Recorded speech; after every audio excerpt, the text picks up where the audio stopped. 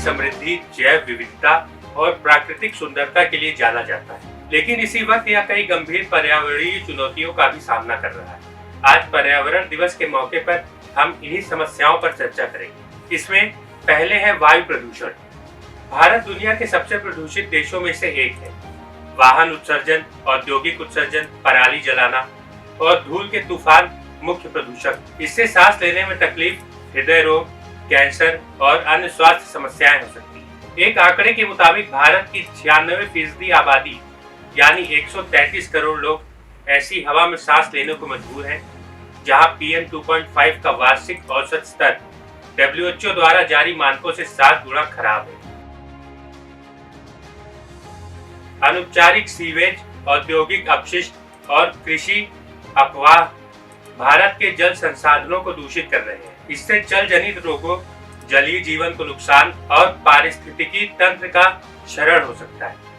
यमुना नदी को लेकर नेशनल ग्रीन ट्रिब्यूनल ने कहा था कि यमुना नदी भगवान के कृत्य से प्रदूषित नहीं हुई है, बल्कि इंसानों ने इसे प्रदूषित किया है। इससे भी बुरी बात यह है कि अधिकारियों की लापरवाही और इस नदी के प्रति ईमानदारी, चिंता और श्रद्धा की कमी के कारण ये लगातार प्रदूषित हो रही। तीसरा है कचरा प्रबंधन। भारत में कचरे का प्रबंधन एक बड़ी समस्या है। हर साल लाखों टन कचरा उत्पन्न होता है, जिसका अधिकांश अनुपचारित या गलत तरीकों से प्रबंधित होता है। इससे प्रदूषण, स्वास्थ्य समस्याएं और पर्यावरणीय क्षरण होता है।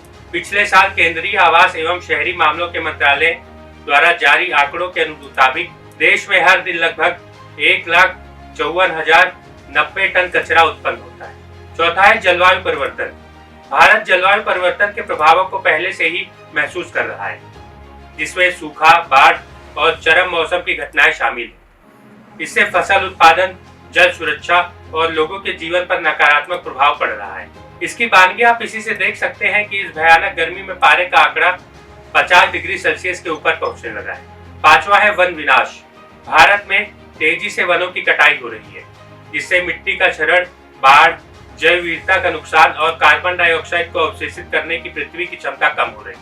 यहाँ एक बात हमें ध्यान में रखना काफी जरूरी है कि यहाँ पांचों समस्याएं अलग अलग खांचों में नहीं देखी जानी चाहिए, बल्कि एक दूसरे से इंटरकनेक्टेड है।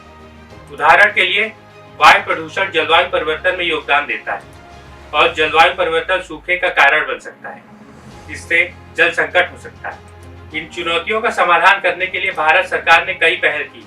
इनमें राष्ट्रीय स्वच्छ वायु कार्यक्रम, राष्ट्रीय जल जीवन मिशन और ठोस अपशिष्ट प्रबंधन नियम आदि है।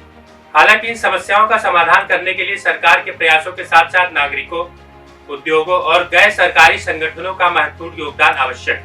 यानी आप कितनी भूमिका निभाते हैं यह काफी मायने रखता है।